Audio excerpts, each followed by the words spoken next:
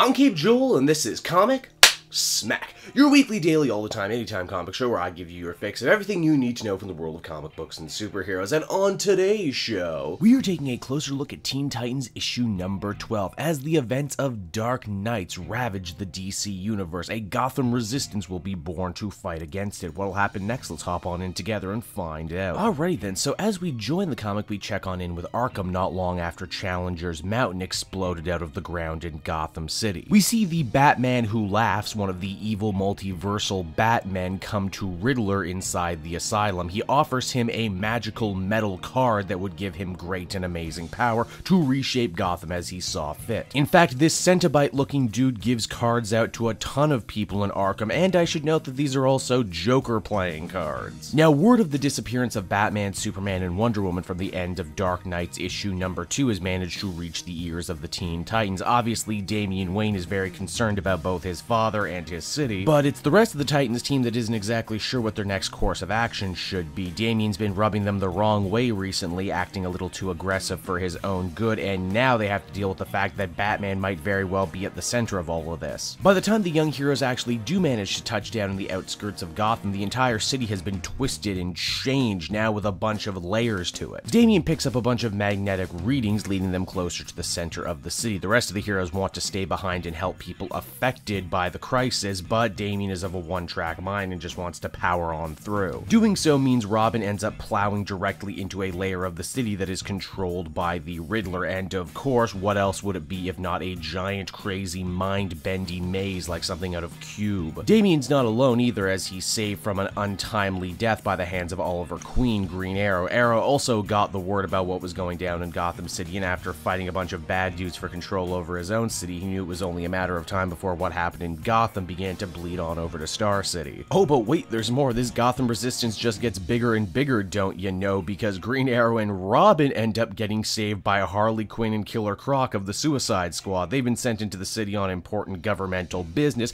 but being Gothamites themselves, they'd be remiss if they wouldn't step on in and help out. Now, much like the riddle of the Sphinx and the maze of the Minotaur love child that this Riddler plot is, if our heroes want to escape, they're going to have to answer, well, you guessed it, a complicated riddle. Damian, being equal parts little bastard and little genius, is quickly able to riddle out that this isn't a riddle at all, it's a word problem. Also, you may notice along with his new powers, Riddler got a makeover. He looks like a backup singer for Kiss. I kinda dig this look a lot more than I dig the Mutton Chops muscle-bound guy from War of Jokes and Riddles. After overcoming their foe and conquering this layer of the city, our resistance manages to move deeper on into Gotham, only to find it to be a frozen tundra. Shocker, this part of the city is actually controlled by Mr. Freeze, and as the comic winds down, we see a horrible avalanche with a face chasing none other than Dick Grayson, Nightwing, closer to our cadre of heroes. So that was Teen Titans number 12, everybody, and overall I thought it was a pretty clever idea and setup for a series of crossovers tying into the Dark Knights event. It's got a bit of a video game feel to it. This is our party of adventurers. They have to make their way through the traps, through the levels, and then defeat the boss at the end of it all. I even kinda dig the idea of the Dark Knights and the Batman Who Laughs to be a corrupting influence even on villains, making them more horrifying, dangerous versions of themselves. Now, this Gotham Resistance crossover is actually one of two. The other one is called Bats Out of Hell, and it runs through the Flash, Justice League, and Green Lantern books. That one seems to be billed as more fantastical. Honestly, I kinda dig this more street-level approach to a big event with a bunch of characters who don't normally get tie-ins to stories like these. Overall, I'd give this one an 8 out of 10. Strong start to this crossover, and I hope that it stays strong throughout. So that was Teen Titans, everybody. I hope you enjoyed it, and as always, want to check out some of these other videos I have available on my channel, then you can follow me on social media at Cape Joel. And if you're looking for a great deal on new comic books, please use my book depository link down in the description. Not only will you save a bundle on shipping and handling, but you'll be supporting me in the channel while you're at it. So until next time, everyone, this has been Cape Joel. Thank you so much for watching, and I'll see you all again later. Bye-bye.